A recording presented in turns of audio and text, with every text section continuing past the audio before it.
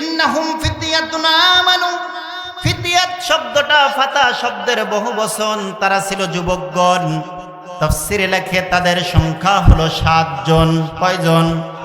সবাই বলেন কয়জন? তাদের সংখ্যা ছিল 7 জন। এই 7 জন যুবক তাফসীর ইবনে কাসিরের ভিতরে এসেছে। বাদশার নাম দাকিয়ানুস। বাদশার নাম কি? দাকিয়ানুস। সারা দেশের মধ্যে বৈশিষ্ট্য তার 3টা। 1 নাম্বার মূর্তি পূজক, 2 নাম্বার জালেম, 3 নাম্বার নিষ্ঠুর। 1 নাম্বার জালেম, 2 নাম্বার মূর্তি পূজক, 3 নাম্বার নিষ্ঠুর। বাদশা দাকিয়ানুস আইন জারি করে দিল, আমার দেশে থাকবে যারা মূর্তি পূজা করবে তারা, মূর্তি পূজা করবে না যারা, 2 ভাগে ভাগ হবে তারা। 1 ভাগ যাবে আয়না ঘরে, আর 1 ভাগ যাবে কোথায় যাবে? 1 ভাগ যাবে আয়না ঘরে, আর 1 ভাগ যাবে আয়না ঘরের। আর ভয়ে দেশের সব মানুষ মেনে নিল, মূর্তি পূজার আসর করা হলো। সবাই মূর্তি পূজা করার জন্য যাচ্ছে, সবাই মূর্তি পূজা করতেছে। ওই মূর্তি পূজা করতে করতে তাফসীর ইবনে কাসিরের বর্ণনা, একটা যুবক হঠাৎ করে মূর্তি পূজার আসর থেকে উঠে এসে একটা গাছের নিচে দাঁড়িয়ে গেল। কিছুক্ষণ পর দেখা গেল আরেক যুবক মূর্তি পূজার আসর থেকে উঠে এসে একটা গাছের নিচে দাঁড়িয়ে গেল। কিছুক্ষণ পর দেখা গেল আরেক যুবক মূর্তি পূজার আসর থেকে গাছের নিচে এসে দাঁড়িয়ে গেল। এভাবে 1 জন 2 জন নয়, 7 জন যুবক গাছের নিচে দাঁড়িয়ে গেল। বলি সুবহানাল্লাহ। একজন যুবক বলল, কেন? সবাই মূর্তি পূজা করতেছে, মূর্তি পূজা করবে না যারা, 2 ভাগে ভাগ হবে তারা। 1 ভাগ আয়না ঘরে যাবে, আর 1 ভাগ যাবে। তোমাদের কি মৃত্যুর ভয় নাই? তোমরা কেন এই গাছের নিচে উঠে আসলে একটু বলো। 7 জন, এই 6 জন যুবক বলে, আগে তুমি বলো, তুমি কেন আগে আমাদের সবার আগে উঠে এসেছো, তুমি বলো। এই যুবক চিন্তা করলো, আমি যদি সত্য কথাটা এখন গোপন করি সবাই সত্য কথা গোপন করবে। সুতরাং তিনি বলে দিল, যেই মূর্তি মানুষের কোনো উপকার করতে পারে না, রাস্তা দিয়ে যখন কুকুর হেঁটে যায়, কোনো কিছু না দেখে মূর্তি দেখার সঙ্গে সঙ্গে মূর্তির মুখের কাছে সে ঠ্যাংটা উঁচু করে দিয়ে প্রস্রাব করে। যেই মূর্তি কুকুরকে তাড়াতে পারে না, ওই মূর্তি আমাদের ভাগ্য বদলাতে পারে না। যেই মূর্তি মানুষের কল্যাণ দিতে পারে না, ওই মূর্তির পূজা আমি করব না। বলি সুবহানাল্লাহ। এ কথা শোনার সাথে সাথে বাকি 6 জন যুবক 1 বাক্যে বলে উঠল, তাহলে শুনে নাও বন্ধু, তুমি যে কারণে উঠে এসেছো, আল্লাহকে ছাড়া তুমি যেহেতু আর কারো পূজা করবে না, আর কারো আইন মানবে না, বাদশার আইনও মানবে না, আমরা 6 জন বলে দিচ্ছি আমরা ওই একই উদ্দেশ্যে উঠে এসেছি। প্রয়োজনে জীবন দিব, ফাঁসির রশি গলায় ঝুলাবো, তবু বাদশার আইনের সামনে আমরা মাথা নত করব না।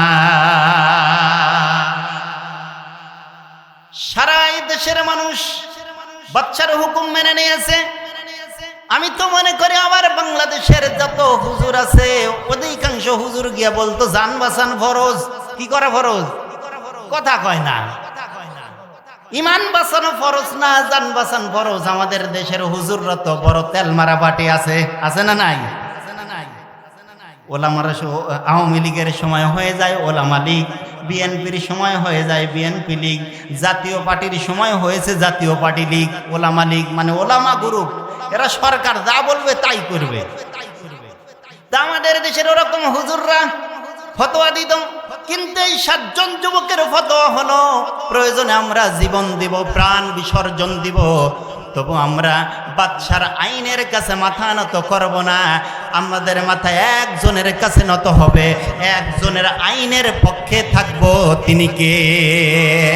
সবাই আল্লাহকে ডাক দেন আল্লাহ, আবার ডাক দেন আল্লাহ, চিৎকার মেরে আল্লাহকে ডাক দেন আল্লাহ। তাহলে কি এই চট্টারা বাড়িয়ার আবাল বৃদ্ধ বনিতা সবাই আজকে কে এই শপথ নিতে পারেন, আগামীর সময়ে আমরা কোরআনের আইনের পক্ষে থাকবো, দুনিয়ার কোনো মানুষের তৈরি করা আইনের পক্ষে থাকবো না। রাজি আছি না নাই? কারা কারা রাজি একটু হাত উঁচু করে দেখান। যারা উঠাবে না মনে করবেন এ কোরআনের আইনের পক্ষের লোক না। কারা কারা রাজি হাত তোলেন। একজন একটা মাঝখান থেকে জোরে তাকবীর দিয়ে দেখান তো। হাত নামান। যদি তোমাদের হিংসার আগুনে জ্বলে পড়ে হয়ে যায়, যদি তোমাদের আক্রোশ ঝরে চুরমার হয়ে যায়, যদি তোমাদের পথের কাটা মনে করো আমাদের, ষড়যন্ত্রের জাল বুনে নাও প্রস্তুতি, যদি আমাদের ফাঁদে আটকাতে খোঁজো নানান উপায়, যদি আমাদের ফাঁদে আটকাতে খোঁজো নানান উপায়, সোজা পথে হেরে বাঁকা পথে নাও চাতুরের আশ্রয়, যদি পৃথিবীর প্রতিটি কোণায় গড়ে তোলো কারাগার, যদি আমাদের সব রসুদের বন্ধ করো দ্বার, যদি বুলেটের আঘাতে এদেশ কেঁপে ওঠে থরথর, তবু স্লোগানে একটাই ধ্বনি তুলবো বারে বার, নারায়ে তাকবীর আল্লাহু আকবার, নারায়ে তাকবীর আল্লাহু আকবার। সবাই পড়েন নারায়ে তাকবীর আল্লাহু আকবার, নারায়ে তাকবীর আল্লাহু আকবার। রাজি আছি না নাই? আছি না নাই? আল্লাহ কবুল করুন। সবাই বলি আমিন। আরো জোরে বলেন আমিন। কয় যুবক আসলো? কয় যুবক? তাফসীরে লেখে এই যুবকদের নাম হলো ইয়ামলিকা, মাকসালাইনা, মাসলিনিয়া, মারনুস, দাবারনুস, সাজনুস, তাবশাত্তাইউস। কয়জন হলো? এই 7 জন যুবক উঠে আসলেন। একটাই সিদ্ধান্ত, প্রয়োজন জীবন দেব, তবু বাদশার আইনের কাছে আমরা মাথা নত করব না। টিআইবি, ডিআইজি, ইন্টেলিজেন্স ব্রাঞ্চ সহ ডিবি হারুন বিষয়টা টের পেল। কে টের পেল? কথা কয় না রে, ডিবি হারুন। আবার আপনারা তাফসীরে ডিবি হারুনকে খুঁজতে যায় না। আমি কিন্তু ওই সময়ের গোয়েন্দা সংস্থার নাম তো আর আমি জানি না, এজন্য ডিবি হারুনের নাম করলে সবাই একটু ভালো বুঝবে, তাই আমি ডিবি হারুনের কথাটা বললাম। ডিবি হারুন বিষয়টা টের পেল, জলদি ফোন করলো বড় অফিসার বিপ্লব কুমার রে, যে স্যার বাদশার হুকুম সবাই মেনে নিয়েছে, কিন্তু 7 জন যুবক যারা মেনে নেয়নি তারা। মুরব্বী বাবাজি কবরে, মামলা হয় উপরে। হঠাৎ করে বুড়িমা শুনতে পেয়েছে বুড়ার নামে মামলা হয়েছে, দৌড়ে চলে গেল থানার কাছে। ওগো ওসি, বড় বিপদে পড়েছি, আপনার কাছে এসেছি। তোমার চাচার নামে নাকি মামলা দিয়েছ। কি করেছে তোমার চাচা? তোমার চাচার অপরাধটা কি? ওসি সাহেব বলে, বুড়িমা, চাচা বড় দুষ্ট মানুষ, আমার থানার সামনে করেছে। বলে কবে করেছে? কয় গতকাল রাত 8:30টার সময় আমার থানার সামনে হামলা করেছে। কয় বাবা, তোমার চাচা তো 10 বছর আগে কবরে গেছে। কয় বছর আগে? কয় বছর আগে? তবে শোনো, তোমার কথা অনুযায়ী আমি বুঝতে পারলাম তোমার চাচা 2018 সালে একবার নির্বাচনের সময় ভোট দিতে উঠেছিল, আর গতকাল রাত 8:30টার সময় মারার জন্য উঠেছিল। তোমার কথাই বুঝতে পারতেছি, মনে হয় তোমার চাচা আবার মনে হয় কখন যেন কবর থেকে উঠবে, কারণ সামনে তো নির্বাচন। অতএব আমার মোবাইল নাম্বারটা নাও। তোমার চাচা যখন কবর থেকে উঠবে ভোট দেওয়ার জন্য, তখন তাকে শক্ত করে ধরবে। আমি একটু গিয়ে বলবো, ওগো বুড়া, কত মহাব্বত ছিল আমার, আমি যদি মেয়ের বাড়িতে যাইতাম সন্ধ্যার সময় ফোন করতে, ওগো বুড়ি দ্রুত বাড়িতে এসো তাড়াতাড়ি, তোমাকে ছাড়া আমি কি একা রাত্রে ঘুমাতে পারি? আমাকে একটা রাত্রের জন্য কোনো বাড়িতে থাকতে দেয় নাই, আর আমাকে ছাড়া 10 বছর আগে কবরে গেল, 2 বার কবর থেকে উঠলো, একবার ভোট দেওয়ার সময়, আর একবার এই যে ককটেল মারার সময়, আর একবার উঠলে চাচাকে শক্ত করে ধরে নিয়ে আসবা। এত মহাব্বতের বুড়ো আমার, উঠে ভোট দেওয়ার সময় পাও, আমার সাথে একবার বুদ্ধি দেখার সময় হয় না। মামলা অতীতে অনেকবার অনেকের নামে হয়েছে, গেছে হজ করতে, এখানে মামলা দিয়ে দিয়েছে।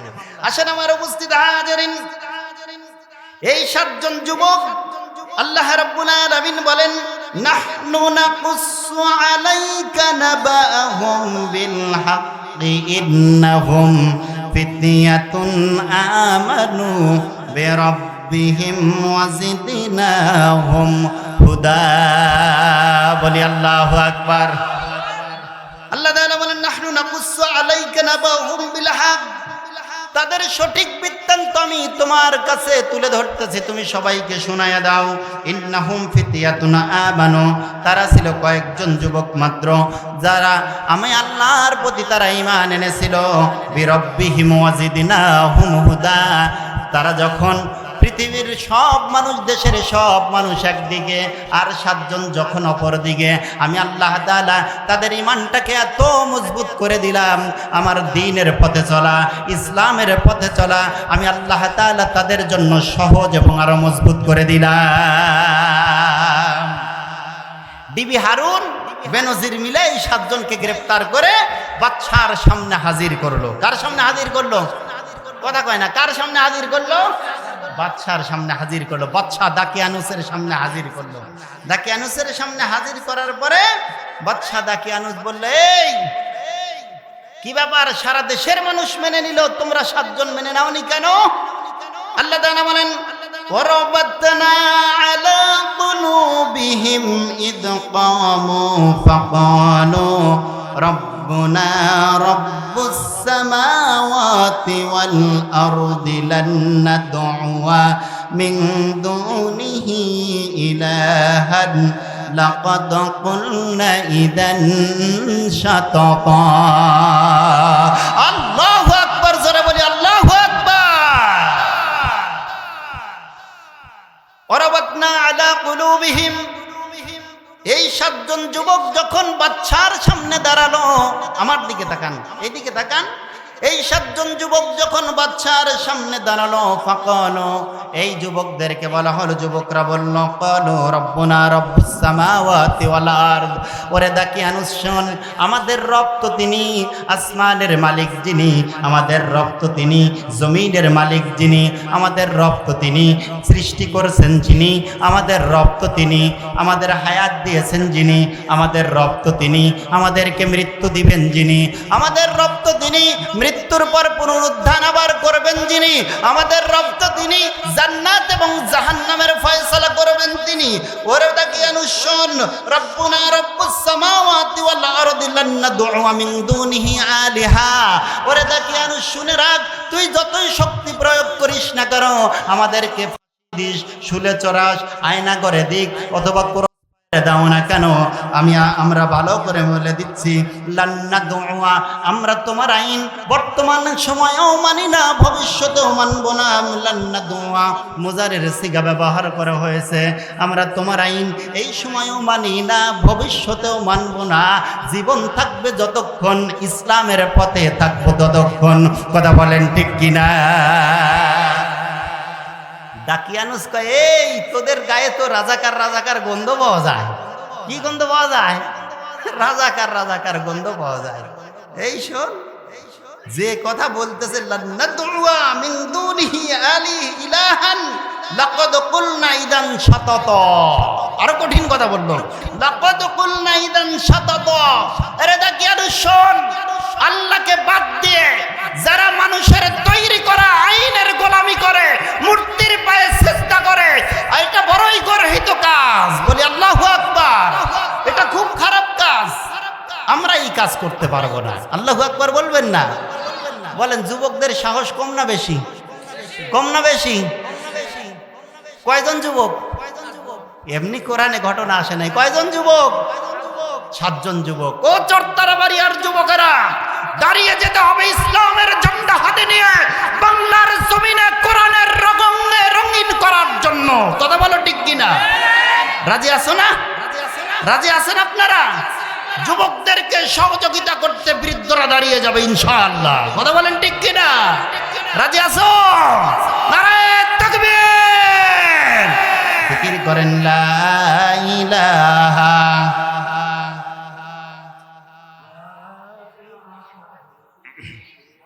চানি আসেন, লা ইলাহা ইল্লাল্লাহ, লা ইলাহা। আরে আওয়াজ ছোট হয়ে গেল রে। এটা তো 2024 সালের 5ই আগস্টের আগের আওয়াজ, ঠিক না? এইখানে এই 2024 সালে এখানে মাহফিল করার জন্য থানার পুলিশের ওসির পিছনে বারবার ঘোরাঘুরি করা লাগতেছে, লাগে নাই? এমন সময় যায় নাই? লাগছে। মেম্বার অনুমতি দিলে চেয়ারম্যান বন্ধ করে মাহফিল।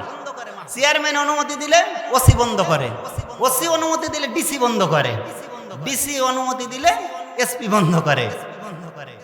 উপর পদে থাকেন যিনি, মাহফিল বন্ধ করেন তিনি। আল্লাহর কোরআনের সাথে গাদ্দারি করেছে। দেশ আমার, দেশ আমার, দেশ আমার বলেছে। আসলে এই জমিনের প্রকৃত মালিক কে? কথা বলেন না কে? এই জমিনের প্রকৃত মালিক যখন নিজেকে দাবি করে, বড় মালিক, আসল মালিক তখন তার উপরে রেগে যায়। এই জন্য 5ই আগস্ট ঘটাইয়া দিয়া প্রকৃত যারা মালিক বলে দাবি করেছে তাদেরকে দাদা বাবুদের দেশে পাঠাইয়া দিয়েছে। কথা কয় না এরা। আরে আমি কি অবাস্তব কথা বলছি নাকি? অবাস্তব কথা তো আর বলি। আমার উপস্থিত হাজারিন, এই যুবকগুলো কি বলল? আর কিছু সময় বলবো না, মনোজাত করে দিই। এই যুবকরা কি বলল? হাউলাই কওমুন ইত্তাখাযু মিন দুনিহি আলিহাতান লাউলা ইয়াতুনা আলাইহিম বিসুলতানিন বাইয়িন ফামান আযলামু মিম্মান ইফতারা আলাল্লাহি কাযিবা। জোরে বলো। আওয়াজ যতটুকু আছে সমস্ত শক্তি উজাড় করে আল্লাহর নামটা বলেন, আল্লাহ। মেরেছে অনেক সয়েছি ব্যথা, মেরেছে অনেক সয়েছি ব্যথা, ঝরেছে রক্ত যত, তবু জিহাদের ডাক আসে যদি না শুকাতেই কত। ঘরে বসে কেব রইব না কঠুন অজুহাতে, যাব রাজপথে জীবন বিলাতে আলী হামজার মতো, ঠিক কিনা? আগামীতে আলী হামজার, আমির হামজার মতো ইমানদার হওয়া যাবে না? যুবকরা ভূমিকা তোমরা রাখতে পারবা না ইসলামের জন্য, কোরআনের জন্য ময়দানে নামতে পারবা না? মেরেছে অনেক সয়েছি ব্যথা, ঝরেছে রক্ত যত, তবু জিহাদের ডাক আসে যদি না শুকাতেই ক্ষত। ঘরে বসে কবু রইব না কঠুন অজুহাতে, যাব রাজপথে জীবন বিলাতে আলী হামজার মতো। মুসলমানের প্রতিটি কোণায় জেগে আছে তিতুমির, প্রয়োজনে ফেরে বাঁশের কেল্লা করবে নবীন বীর। যেই তিতুমির বাঁশের কেল্লা, বাঁশের লাঠি দিয়ে ইংরেজদেরকে এই উপমহাদেশ ছাড়া করেছে। বাঁশ আছে না নাই? কথা কয় না। এই এলাকায় বাঁশ নাই? আছে। শুধু কি মরলেই বাঁশ আছে না? ছোপে ছোপে এখনো বাঁশ আছে, বাঁশধারে বাঁশ আছে না নাই? আগামীতে প্রয়োজনে বাঁশের লাঠি নিয়ে দাঁড়িয়ে যেতে হবে। আমরা কোরআনের বিজয়ের জন্য দাঁড়াবো ইনশাআল্লাহ। রাজি আছি না নাই? আমার উপস্থিত হাজিরিন, এই যুবকরা কি বলল? হাউলাই কওমুন ইত্তাখাযু মিন দুনিহি ইলাহান। যুবকরা বলল, আমার এই কওমের লোকদের কি হলো? এই কওমের লোকেরা কি হলো? আল্লাহর পরিবর্তে তারা বাচ্চা দাকিয়ানু যে আইন করেছে সেই আইন মানে। আমার এই কওমের লোকদের কি হলো? যে আল্লাহ তাআলা এত সুন্দর করে আমাকে আপনাকে বানিয়েছেন, ওই আল্লাহর পরিবর্তে বাচ্চা যে কথা বলে ওই কথা মানে, আল্লাহর কথা মানে না। শুধু তাই নয়, লাউলা ইয়াতুনা আলাইহিম বিসুলতানিন বাইয়িন। এই যুবকরা আরো কি কথা বলল? আল্লাহ কোরআনে বলছেন, লাউলা ইয়াতুনা আলাইহিম বিসুলতানিন বাইয়িন। আল্লাহর আইনের পরিবর্তে মানুষের তৈরি করা আইন যদি তাদের ভালো লাগে, তাহলে আমাদের সামনে প্রমাণ পেশ করুক। কি করুক? প্রমাণ পেশ করুক। ওই যে ইব্রাহিম আলাইহিস সালামকে নমরুদ ধরে নিয়ে গিয়ে বলল, ইব্রাহিম তোমার রব কে? নমরুদ বলল, রব্বি আল্লাযী ইউহয়ী ওয়া ইউমীত। আমার রব তো তিনি যিনি জীবন দান করেন এবং মৃত্যু দিয়ে দেন। সুবহানাল্লাহ। নমরুদ কয় এটাও আমি পারি, এটা যদি আমি দেখাতে পারি, তুমি আমাকে রব বলে মানবা না, আমার আইন মানবা না? এবার নমরুদ দেখানো শুরু করলো। জেলখানার থেকে দুইজন কয়েদিকে ধরে আনা হলো, বললো একজনকে ফাঁসি দিয়ে দাও আর একজনকে খালাস করে দাও। খালাস করে দিয়ে ইব্রাহিম বললো, ইব্রাহিম দেখো, এই যে আমি তোমার রব, আমি চাইলে কাউরে মারতেও পারি, কাউরে ছেড়ে দিতে পারি। ইব্রাহিম মনে মনে কয়, এই বেটাকে এমন একটা শিক্ষা দেব যাতে করে ভবিষ্যতে আর নিজেকে রব বলে দাবি না করে। সুবহানাল্লাহ কবেন না? ইব্রাহিম আলাইহিস সালাম বললেন, ফাইন্নাল্লাহা ইয়াতি বিশ-শামসি মিনাল মাশরিক ফাআতি বিহা মিনাল মাগরিব। আমার রব তো সেই যিনি পূর্ব দিগন্ত থেকে সূর্য উঠয় আর পশ্চিম দিগন্তে অস্তমিত করেন। তোমার ক্ষমতা যদি আমার রবের চাইতে বেশি হয়ে যায়, তাহলে পশ্চিম দিগন্ত থেকে সূর্য উঠায়া পূর্ব দিগন্ত ডুবাও। পারবে নাকি? দুনিয়ার কোনো মানুষ পারবে? আল্লাহ বলে দিচ্ছে। এ কথা শোনার সাথে সাথে নমরুদ কি হলো? ফাবুহিতাল্লাযী কাফার, তিনি লাজবাব হয়ে গেল, আর জবাব দেওয়ার সাহস। এই সব যুবক বলল, আল্লাহর আইনের পরিবর্তে মানুষের তৈরি করা আইন তারা মানে, এটা যদি শ্রেষ্ঠ হয় আমাদের সামনে প্রমাণ পেশ করুক। ফামান আযলামু মিম্মান ইফতারা আলাল্লাহি কাযিবা। যারা আল্লাহর আইনের পরিবর্তে মানুষের আইন মানে, তারা স্পষ্ট আল্লাহ সম্পর্কে মিথ্যা রচনা করে। বলি নাউজুবিল্লাহ। বাদশা দাকিয়ানুস তার মা বাপকে বললেন, যাও তোমার সন্তানদেরকে বোঝাও, সময় দিলাম মাত্র 3 দিন। কয়দিন? এই 3 দিনের মধ্যে তারা যদি আমার আইন মেনে না নেয়, তাহলে আমরা তোমার সন্তানদেরকে, তোমাদের এই 7 সন্তানকে আমরা শুলে চড়িয়ে দেব। এই 7 জন যুবককে মা বাবার হাতে তুলে দিল, সময় দিল কয়দিন? সবাই বলেন কয়দিন? 3 দিন সময় দিল। 3 দিন পরে 2 দিন চলে গেছে, লাস্টের দিন 7 যুবক চিন্তা করলো কি করা যায়। এই 7 জন যুবক একসাথে পরামর্শে বসে গেল। একসাথে পরামর্শে বসে এই 7 যুবক চিন্তা করলো, দোস্তরে শোন, প্রয়োজনে আত্মগোপন করব, তবু আমরা বাদশার আইনের সামনে মাথা নত করব না। কি করব? কথা কয় না, কি করব? আত্মগোপন করা ইসলামে জায়েজ আছে। কি আছে? কথা কয় না। এবার আত্মগোপন করা কি ইসলামে জায়েজ আছে? আত্মগোপন করা ইসলামে জায়েজ আছে। আল্লাহ তাআলা মুসার মাকে বললেন, মুসার মা, তোমার মুসার জন্য সিন্দুক বানাও, নীল দরিয়ায় ভাসাও। সিন্দুক বানানোর জন্য বলতেছেন কে? কে বলতেছেন? রাত্রিবেলায় স্বপ্নে দেখলেন, সকালবেলায় দেখা গেল এক মিস্ত্রি ডাকতেছে যে মিস্ত্রি লাগবো গো আম্মা, মিস্ত্রি। আচ্ছা বলেন তো, মিস্ত্রি এসে পুরুষে খোঁজে না মাদের খোঁজে? কথা কয় না। আপনারা আমার কথা বুঝতেছেন? মিস্ত্রি এসে কাদের খোঁজে? বাবাদের খোঁজে না মাদের খোঁজে? বাবাদের খোঁজে। এই মিস্ত্রি এসে খুঁজতেছে যে মিস্ত্রি লাগবো গো আম্মা, মিস্ত্রি। মুসার মা ঘরের ভিতর থেকে বের হয়, বলে যে ও মিস্ত্রি, তুমি কিসের মিস্ত্রি, কি করতে পারো? বলে যে এই যে ছোট সন্তানকে রাজার হাত থেকে, ফেরাউনের হাত থেকে বাঁচানোর জন্য সিন্দুক বানাতে পারে, আমি সেটা সুন্দর করে বানাতে পারি। সুবহানাল্লাহ বলবেন না? মুসার মা মনে মনে কয়, মিস্ত্রি তো আমার মনের কথাই বললো রে, আমি তো এটাই চাচ্ছিলাম। ও মিস্ত্রি, ঠিক আছে, আমাকে একটা সিন্দুক বানায়া দাও। মিস্ত্রি বলে, আমার কাছে কিছু কাঠ আছে, তবে এই অস্ত্রপাতিগুলো ধারালো করার জন্য একটু পানির দরকার, তুমি একটু পানি নিয়ে আসো। মুসার মা বাড়ির মধ্যে প্রবেশ করলো। পানি নিয়ে আসার পরে দেখতে পেল পানি আর লাগলো না। মিস্ত্রি পানি নিয়ে আসার আগেই সম্পূর্ণভাবে সুন্দর একটা সিন্দুক বানিয়ে ফেলেছে। মিস্ত্রি সিন্দুকটা দিয়ে দৌড়া চলে যাচ্ছে। মুসার মা ডাক দেয়, মিস্ত্রি দাঁড়াও, তোমার মজুরিটা নিয়ে যাও। মিস্ত্রি কোনো কথা বলে না। আবার বলে, ও মিস্ত্রি দাঁড়াও, তোমার মজুরিটা অন্তত নিয়ে যাও। মিস্ত্রি কোনো কথা বলে না। মিস্ত্রি শুধু যেতেই থাকে।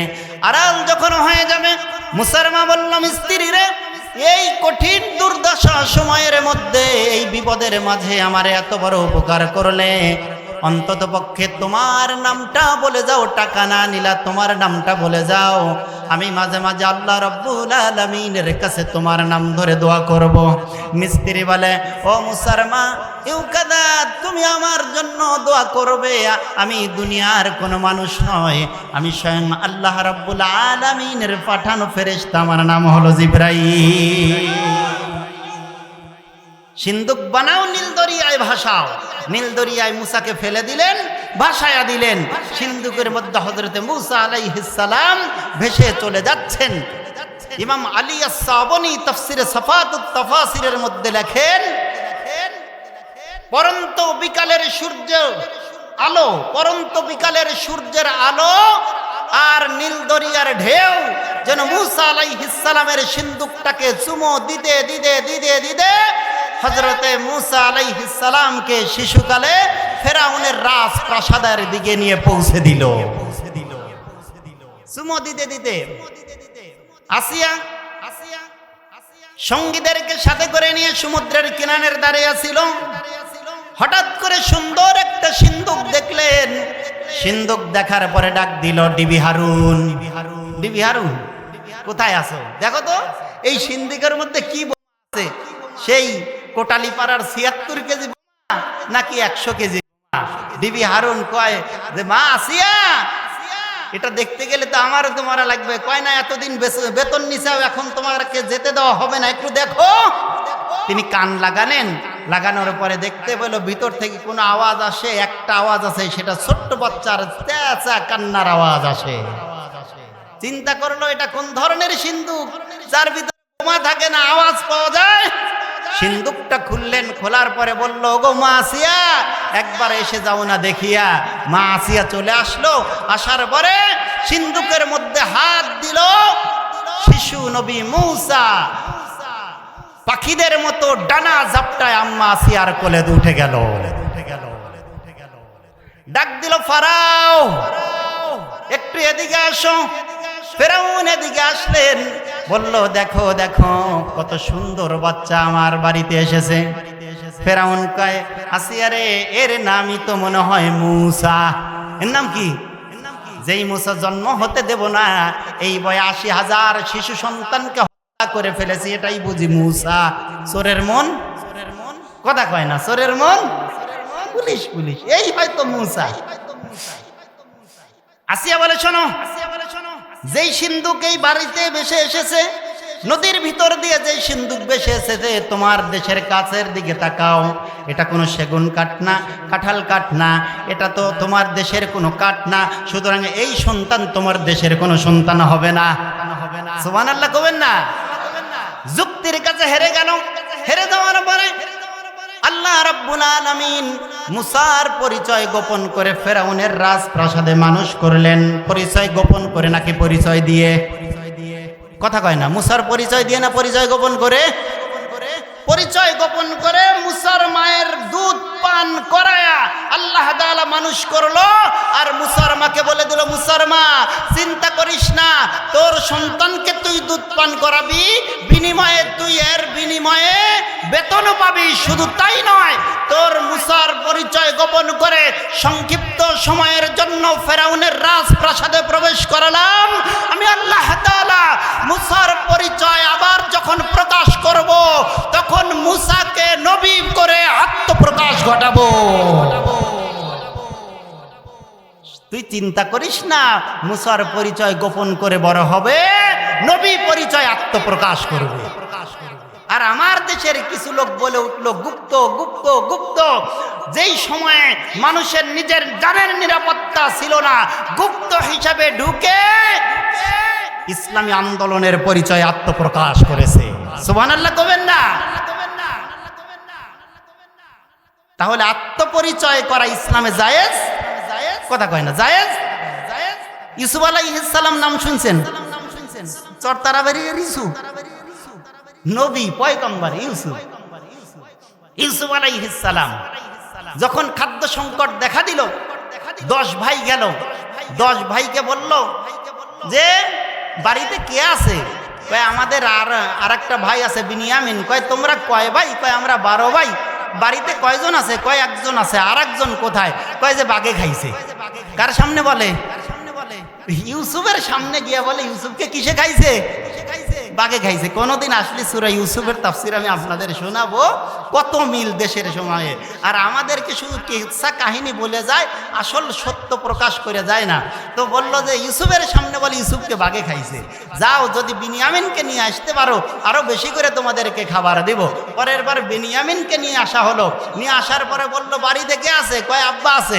কয় তোমার আব্বাকে যদি নিয়ে আসতে পারো এমন খাদ্য তোমাদেরকে দেব, সারা জীবন তোমরা বসে খাইবা আর ফুরাবে না।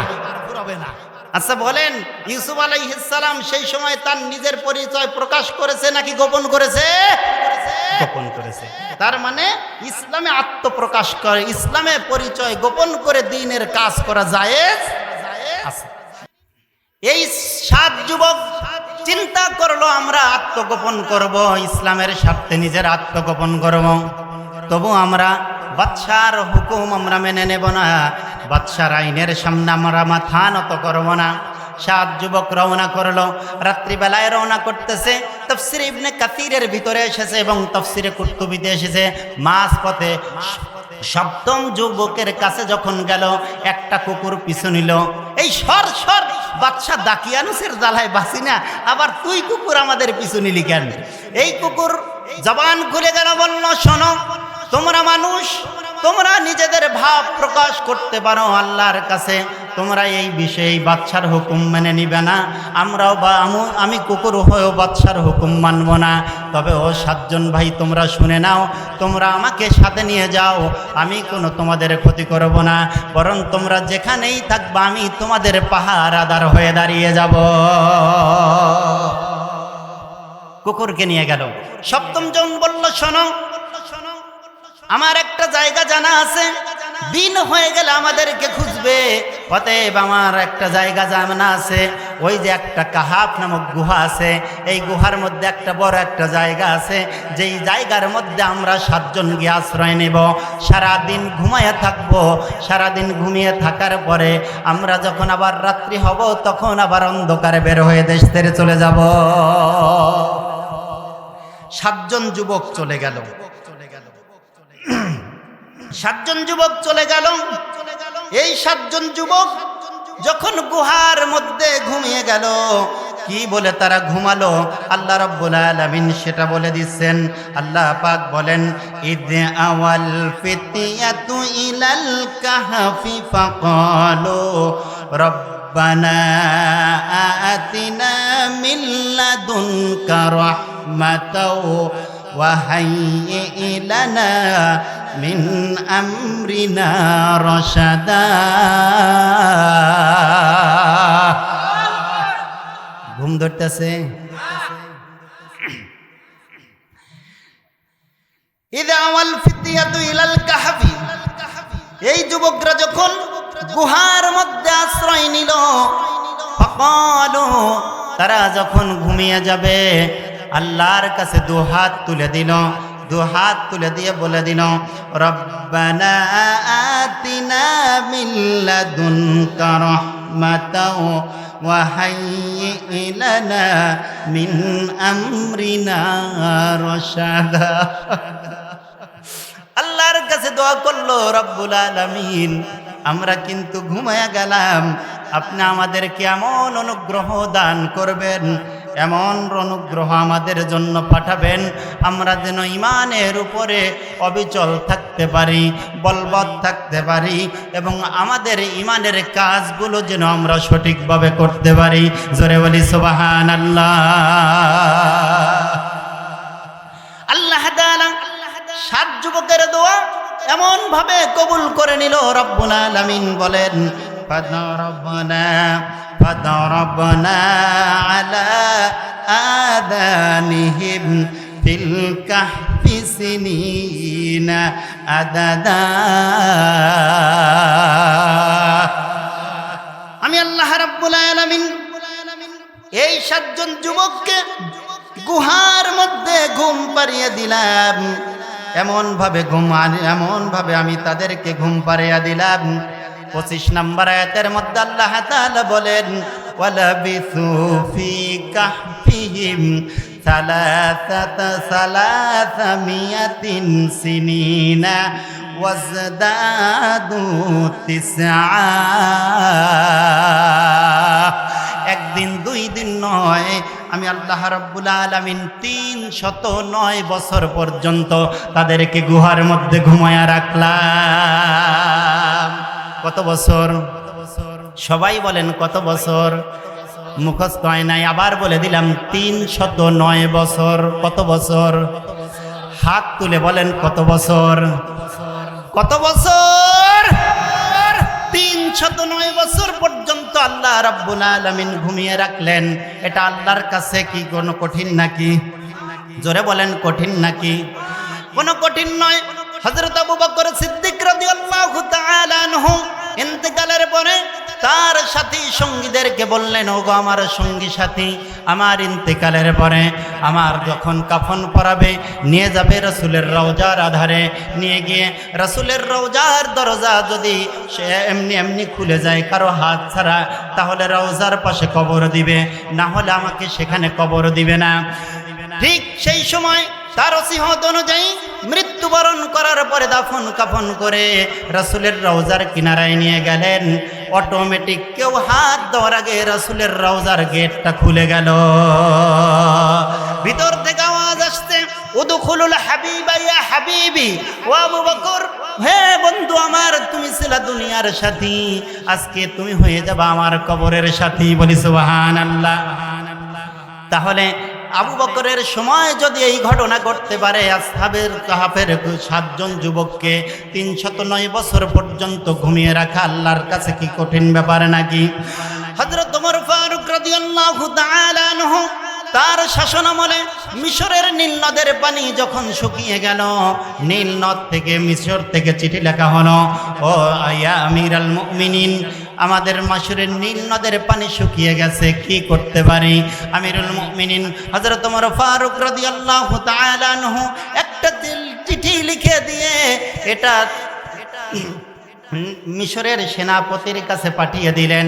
সেনাপতির কাছে পাঠিয়ে দেওয়ার পর চিঠিতে লেখা ছিল, সেনাপতি এই চিঠিটা নিয়ে গিয়ে সমুদ্র মুসল্লিদেরকে সাথে করে দাঁড়িয়ে নীল নদের পরে এই আল্লাহর কাছে একটা দোয়া করে চিঠিটা ফেলে দিবে তার উপরে, এরপরে তোমরা দৌড়ে উপরে উঠে আসবে। এই চিঠিতে কি লেখা ছিল সেটা তাফসিরে জালালাইনের মধ্যে এই চিঠিটার পুরো লেখাটা উল্লেখ করা হয়েছে। যারা বাংলা জালালাইন কিনতে পারেন পড়বেন, সেখানে পড়বেন। আমি এখানে পুরো বিস্তারিত ঘটনা বলতে পারবো না। এই কথা বলার সঙ্গে সঙ্গে চিঠিটা যখন ফেলে দিল মোনাজাত করে, সঙ্গে সঙ্গে দেখা গেল মিশরের নীল নদ পানিতে ভরপুর হয়ে গেল। আমার উপস্থিত হাজিরিন, হযরত ওমরের সময়ে যদি এই পারে এই 7 জন যুবককে 309 বছর ঘুম পাড়িয়ে রাখা আল্লাহর কাছে অসম্ভব নাকি? কোনো অসম্ভব নয়। মদিনাতে বারবার ভূমিকম্প হচ্ছে, কিছুক্ষণ পর পর ভূমিকম্প হচ্ছে। আমিরুল মুমিনিন হযরত ওমরের কাছে গিয়ে বলল, ইয়া আমিরুল মুমিনিন, মদিনাতে বারবার ভূমিকম্প হচ্ছে, কি করতে পারি? হযরত ওমর ফারুক রাদিয়াল্লাহু তাআলা আনহু লাঠিটা হাতে করে মাটিকে উদ্দেশ্য করে বললেন, মাটি তুমি থেমে যাও। সঙ্গে সঙ্গে মাটি থেমে গেল।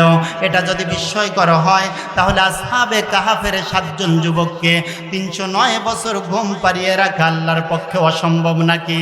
আল্লাহ তাআলা বলেন, ফাদরাবনা আলা আদানিহিম ফিল কাহফি সিনিনা আদাদা। আমি আল্লাহ তাআলা তাদের কর্ণকোহরের মধ্যে সিল মেরে দিলাম, তাদেরকে আমি আল্লাহ তাআলা ঘুম পাড়িয়ে রাখলাম। কতদিন পর্যন্ত ঘুম পাড়িয়ে রাখলেন আল্লাহ রাব্বুল আলামিন? এত সময় পর্যন্ত ঘুম পাড়িয়ে রাখলেন। আল্লাহ তাআলা বলেন, ওয়া তারাশ শামসি ইলাত তালাআতি তাজাওয়ারু আন কাহফিহিম যাতাল ইয়ামিনি ওয়া ইযা গরাবাত তাকরিদুহুম যাতাশ শিমাল। বলি আল্লাহু আকবার। তারা যখন ঘুম পারলো আমি আল্লাহ তাআলা কর্ণকুহরে সিল মেরে দিয়ে সূর্যকে বলে দিলাম, খবরদার রৌদ্র ওঠার সময় ডান দিক দিয়ে হেলে যাবা, ভিতরে যেন সূর্যের আলো প্রবেশ না করে। আবার যখন ডুবে দেবা তখন বাম দিক হেলে যাইবা, খবরদার ভিতরে যেন কোনো আলো প্রবেশ না করে। কারণ আমার বান্দারা ঈমান বাঁচানোর জন্য নিজের সংসার ত্যাগ করেছে, দেশ ত্যাগ করেছে। তারা যেহেতু ঈমানের পথে থাকার সিদ্ধান্ত নিয়েছে, আমি আল্লাহ রাব্বুল আলামিন তাদেরকে শান্তিমতে ঘুম পাড়িয়ে দেব। বলি সুবহানাল্লাহ। আল্লাহ, ইয়া আল্লাহ, তুমি আমাদেরকে ওরকম ঈমান দাও। বলি আমিন। ঈমান দাও আমাদেরকে ওই রকম। বলি আল্লাহু আকবার। আল্লাহ কবুল করুন, সবাই বলি আমিন। পরের দিন সকালবেলা খুঁজতে লাগলো 7 যুবক কোথায় গেছে, কোথায় গেছে। কোথাও যখন খুঁজে পেল না, হঠাৎ করে টিআইবি, ডিআইজি, ইন্টেলিজেন্ট ব্রাঞ্চ সব খবর দিল, ডিবি হারুন খবর দিল যে বাদশার দাকিয়ানুস তাদের সন্ধান পাওয়া গেছে। কোথায়? ওই গুহার ভিতরে। চলো যাই। সবাই মিলে গেল গুহার ভিতরে। যখন ঢুকতে লাগেছে, সামনে গিয়া দেখে এমন ভাবে কুকুর এমন একটা মশাং ধরে শুয়ে আছে, কুকুরের দেখে ভয়ে তারা বের হয়ে আসছে। বলি আল্লাহু আকবার। বললো বাদশা কি হয়? বাদশা বললো কেরে ভিতরে প্রবেশ করতে পারিস নাই কেন? কয় সামনে কুকুর যে মশাং ধরে শুয়ে আছে, কিছু দূর পর যা আর একটু ভিতরে যায়, যদি দেখি বাঘ খা করে আছে, তাহলে ভিতর থেকে বাহিরেও আসতে পারবো না, স্ত্রী বিধবা হবে, সুতরাং ভিতরে আমরা যেতে পারবো না। আল্লাহু আকবার বলবেন না? ওয়ালা ইয়াতুনাকা বিমাসালিন ইল্লা জিনাকা বিল হক ওয়া আহসানা তাফসীরা। আল্লাহ বলে, রাসূল, যখন যেই যুগে মানুষ যেই সমস্যায় পড়বে, সেই সমস্যার উত্তম সমাধান আমি কোরআনে দিয়েছি। সুবহানাল্লাহ কবেন না? আমি তোদেরকে হাতে মারতে পারলাম না, ভাতে মারবো। কি করব? ভাতে মারবো। এই যে গেটটা আছে, গেটটা এমন ভাবে লোহা দিয়ে তালা লাগিয়ে দাও, যাতে করে তারা ভিতরেই পচে মারা যায়, বাহিরে যেন বের হতে না পারে। কিন্তু কথায় আছে সরিষার মধ্যেও ভূত থাকে। কথায় আছে না? আপনারা মনে হয় বলেন না, সরিষার মধ্যে কি থাকে? সবাই একটু আওয়াজ দেন, ঘুম ধরতে বোঝা গেছে। সরিষার মধ্যে কি থাকে? ভূত থাকে। দাকিয়ানুসের প্রশাসনের ভিতরে 2 জন পুলিশ ঈমান এনেছিল গোপনে। কয়জন পুলিশ? কয়জন পুলিশ? একজনের নাম বিদ্রুস, আর একজনের নাম হলো রুনাস। এই 2 জন পুলিশ চিন্তা করলো, এরা যেহেতু ভিতরে আছে, অতএব কি হয়ে যায় জানি না, কোনো না কোনো দিন দেশের অবস্থার পরিবর্তন হবে। অতএব এই 7 জনের নাম তিনি সুন্দর একটা সিন্দুকে লিখে এই সিন্দুকটা উপর করে সেখানে রেখে দিল। সুবহানাল্লাহ কবেন না? এরা কি করতেছে এখন? ঘুমাইতেছে। এরা কি করতেছে? ঘুমাইতেছে। তাহলে এটা ঘুম পাড়তে থাকুক, আপনারা কিছু টাকা পয়সা থাকলে দেন। ثم بعثناهم لنعلم أي الحزبين أحصى لما لبثوا أمدا। আল্লাহু আকবার। হলো না? বুঝেছি, মনে হয় আগামী নির্বাচনের জন্য জমা করে রাখতেছেন নাকি? আল্লাহর নামটা তাহলে চিৎকার মেরে কোন আল্লাহু আকবার। নারায়ে তাকবীর। বীর মুসলমান ধরো আল কোরআন, ফিরায়ে আনো সেই হারানো সম্মান। নারায়ে তাকবীর, নারায়ে তাকবীর।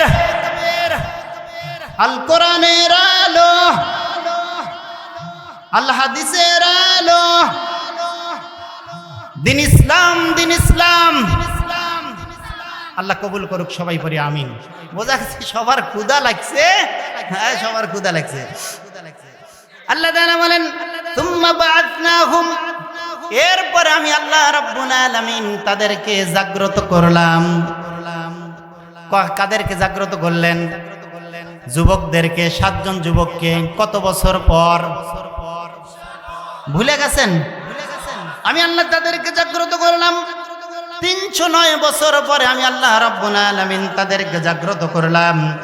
লিনা'লামা আইয়ুল হিজবাইনি, আমি এটা দেখার জন্য জাগ্রত করার পরে আইয়ুল হিজবাইনি, তাদের মধ্যে 2টা গ্রুপ হয়ে গেল। কয় গ্রুপ? আওয়ামী লীগ আর বিএনপি, এরকম নাকি? 2 গ্রুপ হয়ে গেল। আহসালিমা লাবিথু আমাদা। এই জন্য দুই গ্রুপ হয়ে গেল। কতদিন পর্যন্ত ঘুমায়া ছিল এটা তারা নির্ণয় করার জন্য 7 জনের মধ্যে 2 গ্রুপ হয়ে গেল। এক গ্রুপ কয়দিন ঘুমাইছো? একজন জেগে উঠে দেখেন এমন ভাবে জেগে উঠেছে, জেগে ওঠার পরে দেখে চুলগুলো লম্বা লম্বা, মোজগুলো বড় বড়, দাড়িগুলো লম্বা লম্বা। এই তুমি কে? কয় আমি তো মালিকে। চেনো না? আমি তো মালিকে, আমারে চেনো না? তুমি কে? কয় আমি মাক চালাই না, আমারে চেনো না? কয় চুল এত বড় কে? গোফ এত বড় কে? নখগুলো বড় বড় হয়ে গেছে, যে তুমি চেনো না? কয় না, চিনি না। তে কতদিন ঘুমাইয়াছিলাম? একজন কয় একদিন অথবা একদিনের কিছু অংশ। এরকম করে তাদের 7 জনের মধ্যে 2 গ্রুপ হয়ে গেল, কেউ মিলাতে পারছে না। হঠাৎ করে একজন বলে আমাদের তো অনেক ক্ষুধা লেগেছে, খাবারের প্রয়োজন, সবাই 2 টাকা 2 টাকা করে দাও। 7 জন মিলা 2 টাকা 2 টাকা করে দিলে কয় টাকা হয়? এই যে আমার দিকে তাকান, আপনার খাবার দিবেন, তাহলে আমি মোনাজাত করে দেই। হ্যাঁ, 7 জন মিলা 2 টাকা 2 টাকা করে দিলে কয় টাকা হয়? কয় টাকা? 14 টাকা নিয়ে বাজারে কাছে যাও, রুটি করে নিয়ে আসো। বাজারে গুহার ভিতর থেকে বাইরে বের হয়াই দেখে, পদ্মা সেতু। কি সেতু? ফ্লাইওভার। কি ওভার? ফ্লাইওভার। এরপরে দেখে উপর দিয়ে মেট্রো রেল চলিতেছে। আরে আমি আর কি উন্নয়ন বুঝাইতে চাইছি আর কি। আমার দিকে তাকান, এই ওদিকে তাকায়েন না, আমার দিকে তাকান। উন্নয়ন বুঝাতে যাচ্ছে যে, কারণ আজ থেকে 309 বছর আগে দেশ তো আর এরকম ছিল না। এখানকার এই চর তারাবাড়িয়ার আজ থেকে 50 বছর আগে যিনি মারা গেছে, এই 50 বছর আগে যিনি মারা গেছে তাকে উঠা নিয়ে এসে এই মসজিদের পাশে দাঁড় করায় দিয়ে বলেন তো এটা কোন মসজিদ? যে বলবো বাইতুল মুকাররম। কারণ এই মসজিদ তো তখন 50 বছর আগে এরকম ছিল না, দেশ তো আর এরকম ছিল না। এজন্য তিনি দেখে আমি আপনাকে উন্নয়ন বুঝাতে চাইছি যে এত উন্নয়ন। রুটির দোকানে গিয়ে বলে দাম কত? কয় 5 টাকা পিস। কয় এক রাত্রে এত দাম বেরিয়ে গেছে? কয় রাত্রে? কথা কয় না। কয় রাত্রে? এক রাত্রেই। 7 জনের রুটি কিনে নিয়ে যাবো, এক রুটির দাম তাই 5 টাকা, তাই তো 7 জনের রুটি হয় না। এক দোকানদারের কাছে গেল, দোকানদারকে বলে রুটি দেন। দোকানদার বলে এ তো জিনের সর্দার। এই বলে দোকান ফালা দিয়ে পলাইছে। কি করল? দোকান ফালা দিয়ে পলাইছে।